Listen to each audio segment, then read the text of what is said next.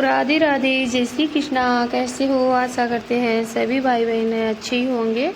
और भगवान जी से हम तो यही प्रार्थना करते हैं कि जहाँ पर भी हमारे प्रिय मित्र रहे, कुशल पूर्वक रहे, आनंद पूर्वक रहे। और यूँ ही है जो खुशी खुशी से है, जो अपना जीवन है वे चलाते रहे। तो मेरे प्यारे मित्रों, आज हम आपके लिए लेके आए हैं बहुत ही शानदार सी जानकारी है, बहुत ही सुपर डुपर होने वाली है। और आप लोगों के लिए भी बहुत ही, महिला और पुरुष दोनों के लिए बेहद अच्छी होने वाली है। और इस जानकारी को पा करके आपको है बहुत खुशी मिलेगी। और मेरी बहनों भाइयों, अगर आपने भी कोई भी पाप किए हैं अगले जन्म में, पिछले जन्म में, कौन से भी जन्म में, अभी वर्तमान में, तो वो आपके जो पूरे पाप है वो धोने का तरीका भी मैं बता देती हूँ आपको। और आप एकदम है जो गंगा जल जैसे पवित्र हो जाओगे अगर आप ये काम कर लेते हो। तो आपसे भूल से कोई गलती हुई है तो ये सब है जो माफ़ हो जाएगी। तो मेरी बहन और भाइयों, आज का वीडियो है आपके लिए बहुत ही अच्छा होने वाला है, तो पूरा देखना वीडियो को, बीच में बिल्कुल भी स्किप मत करना। और जो भी मेरे भाई बहन, मेरे सिस्टर लोग नए आए हैं मेरे चैनल पे, तो प्लीज़ चैनल को है जो सब्सक्राइब ज़रूर कर लीजिएगा, बेल आइकन का बटन ज़रूर दबा लें, जिससे जैसे ही मैं वीडियो डालूँ तो जानकारी आपके पास है, नोटिफिकेशन आपके पास पहुंच जाए। तो मेरी बहनों भाइयों, वीडियो को पूरा देखना। तो सबसे पहले मैं बताती हूँ कि मेरी बहनों, जिसके घर के अंदर तुलसी मैया का पौधा है, वो घर ऐसे समझो कि एक है जो मंदिर से कम नहीं है। वो बहुत ही अच्छा घर है, पवित्र घर है, शुद्ध घर है। सबसे पहले तुलसी के पास दीपक जलाने से क्या होता है, भगवान विष्णु भगवान जी ने बताया है, भगवान शिव शंकर ने कहा है, भगवान कृष्ण ने कहा है, और तुलसी माता स्वयं बताते हैं कि तुलसी मैया के पास मात्र एक दीपक जलाने से अपने को है जो क्या फल मिलता है, क्या नहीं मिलता है, इसके करने से क्या क्या फ़ायदे होते हैं, तो वो मेरे मित्रों आप जान लीजिएगा। आइए हम जानते हैं इसके बारे में कि भगवान श्री कृष्ण कहते हैं कि जिस जगह पर तुलसी का पौधा होता है वहाँ कोई भी नकारात्मक ऊर्जा है जो प्रवेश नहीं करेगी। दोस्तों, सनातन हिंदू धर्म में तुलसी के पौधे का बहुत अधिक महत्व है, जो बताया भगवान हरि विष्णु कहते हैं कि जिस घर में देवी लक्ष्मी को वे वैकुंठ को ऐश्वर्य प्राप्त है, उसी प्रकार है जो वैकुंठ में तुलसी के कारण ही है जो पवित्रता प्राप्त है। पृथ्वी लोक पर जहाँ पर भी तुलसी का पौधा होगा वहाँ उस स्थान पर है जो देव ही देव है जो वास करेंगे। और भगवान विष्णु तो अवश्य ही वास करेंगे जहाँ पर तुलसी का पौधा होगा। इसी कारण से हमें हमारे घरों में है जो तुलसी का पौधा अवश्य ही लगाना चाहिए, बहुत ज़रूरी होता है।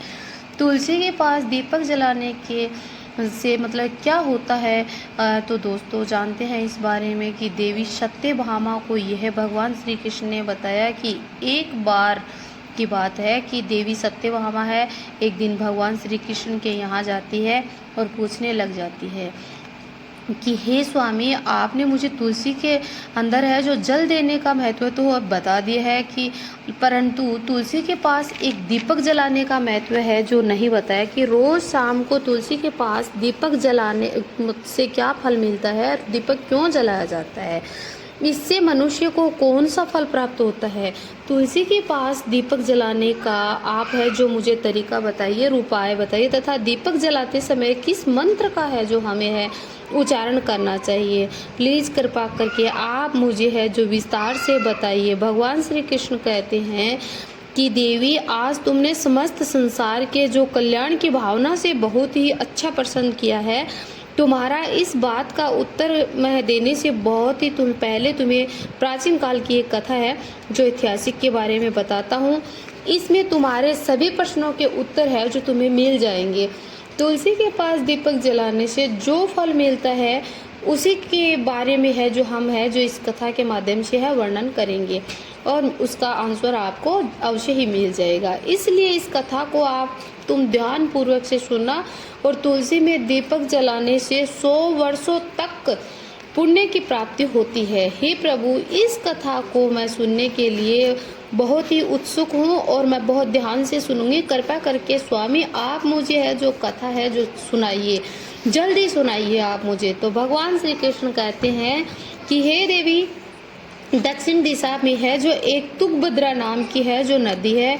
उस नदी के किनारे है जो हरिहर नाम का एक सुंदर नगर बसा हुआ है। उसी नगर में हरि दीक्षित के एक ब्राह्मण निवास करते थे और बहुत ही गुणवान व्यक्ति थे और वेदों के अनुसार चलने वाले थे।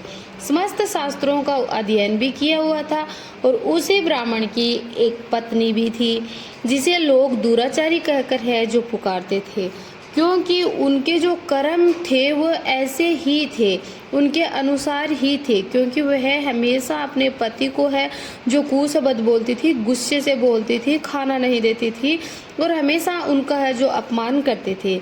कभी अपने पति का कभी को भोजन भी नहीं देती थी और कभी अपने पति के साथ में है जो शयन भी नहीं किया करती थी। कभी उसके साथ में प्रेम से बातें भी नहीं किया करती थी। तो पति के मित्र भी है जो उनके घर में आते थे मेहमान के रूप में, तो उनको भी वह मान सम्मान आदर नहीं देती थी। उनके घर में अदरवाइज भी कोई मेहमान आते थे, साधु संत महात्मा आते थे, तो उनको भी वह कोई है जो मतलब सम्मान नहीं देती थी। रोजाना गलत औरतों की संगत में ही रहते हुए है जो वह घर से हमेशा बाहर रहती थी, क्योंकि उनका जो मन था अपने पति को छोड़कर पराये पुरुषों में लगा रहता था। वह औरत पराये पुरुषों को घर से बाहर जाकर देखती थी और सुंदर पुरुषों की तलाश में है जो रहते थे और सज-सवर की है जो बाहर जाती थी और पराये मर्दों के साथ में है जो संभोग मनाते थे। उनका रोजाना यही काम था। एक दिन हरिभद्र ने कहा कि हे प्रिय, आपका यह आचरण है जो सही नहीं लग रहा है मुझे। इस प्रकार पाप करने पर तुम्हारा अहित होगा। तुम अभी से है जो बुरे कर्मों को है छोड़ दो और अच्छे कर्म करो। इस प्रकार के व्यवहार से मुझे बहुत ही दुख होता है, तकलीफ होती है। फिर उस औरत ने क्या कहा कि ना जाने मैंने कौन सा पाप कर रखा है जो तुम जैसा पति है जो मुझे मिला है। मुझे लगता है मैंने पिछले जन्म में कोई है जो बहुत बड़ा पाप किया है, इस कारण तुम्हारे जैसे गरीब पति है जो गरीब पति के घर मुझे आना पड़ा और गरीब पति है जो मुझे मिला है। तू मेरा है जो कोई भी इच्छा पूर्ण नहीं कर सकता है और फिर भी मुझे है इस झोपड़ी के अंदर है जो रहना पड़ रहा है। एक दिन मैं तुम्हें छोड़कर है जो चली जाऊंगी। अगर तुम्हारे साथ रहूंगी तो इस जन्म में भी मुझसे है जो पाप ही होंगे। अब मैं की धनवान और एक सुंदर है जो लड़के से है विवाह करूंगी।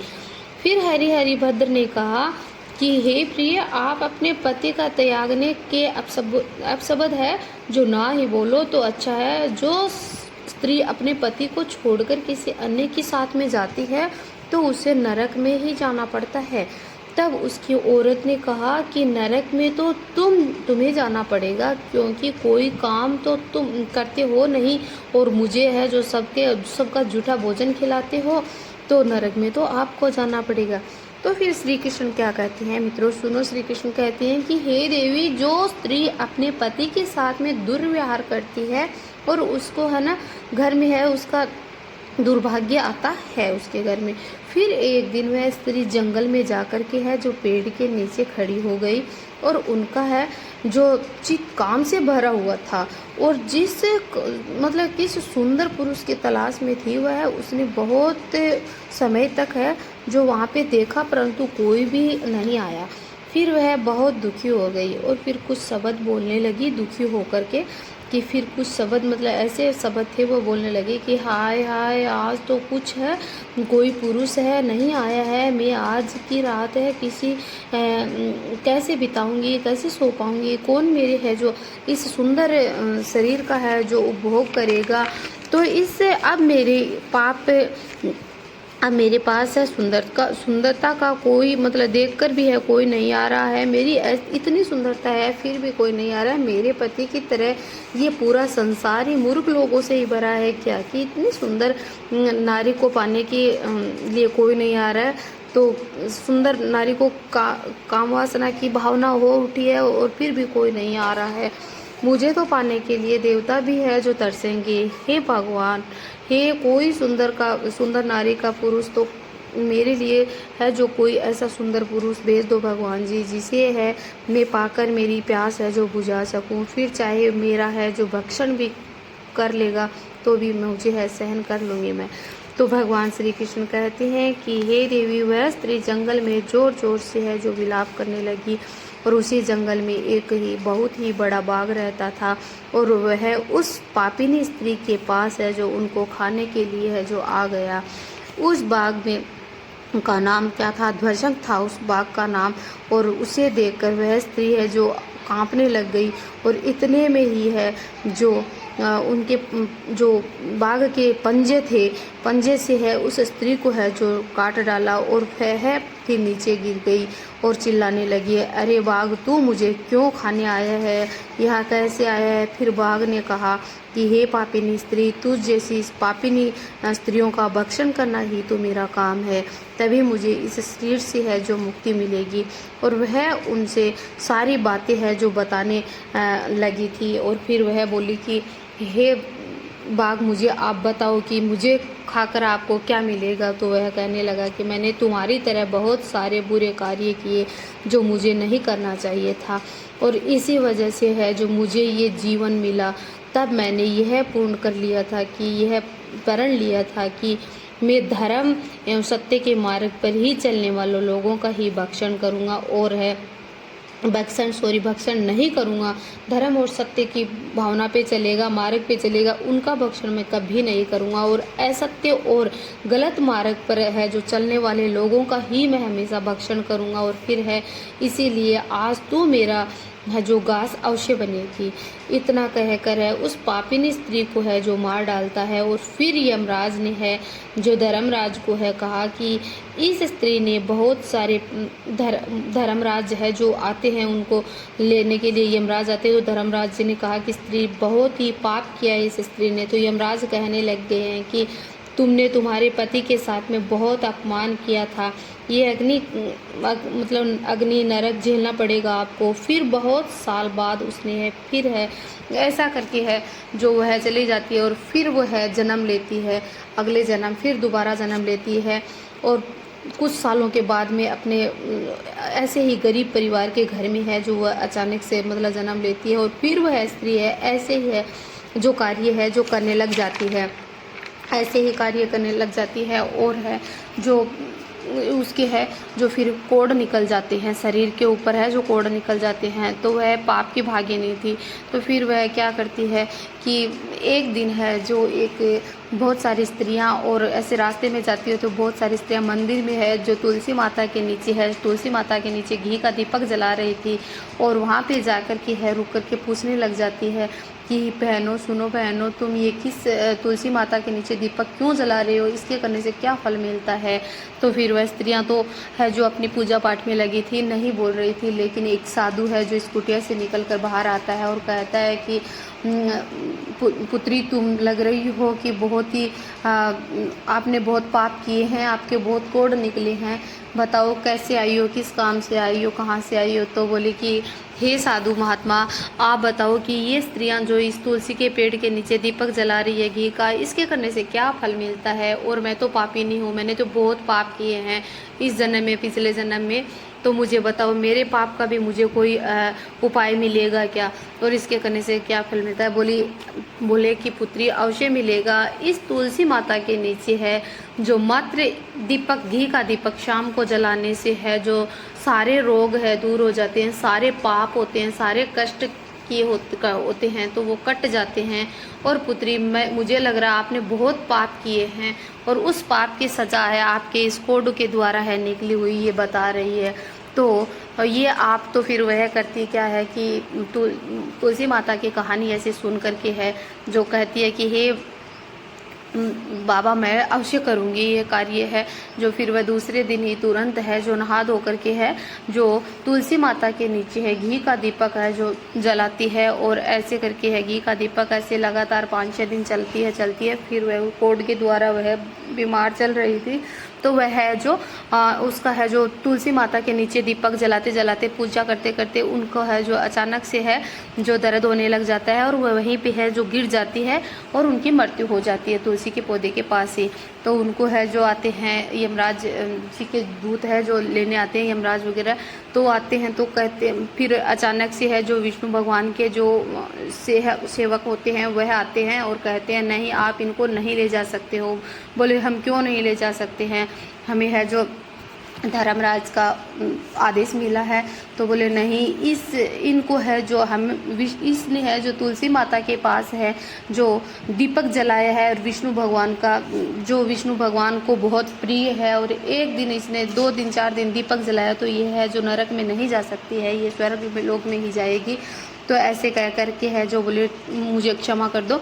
तो वह है जो फिर अंत में है जो उनको है स्वर्ग का रास्ता ही मिला, भगवान की प्राप्ति ही हुई कि वित्रोद ये इतना सारा पाप करने के बाद भी है उसने है जो तुलसी माता के अंदर है केवल 4-5 दिन ही दीपक जलाया था, उससे ही उसके सारे जो पाप है जो पुण्य में बदल जाते हैं और उनको यह पुण्य की है जो भागिनी बन जाती है। तो मेरे प्यारे मित्रों, आपको मेरी बताई हुई जानकारी है कैसी लगी और अच्छी लगी तो मुझे कमेंट में जय माँ लक्ष्मी जय भगवान विष्णु की ज़रूर लिखना, जय माँ तुलसी की।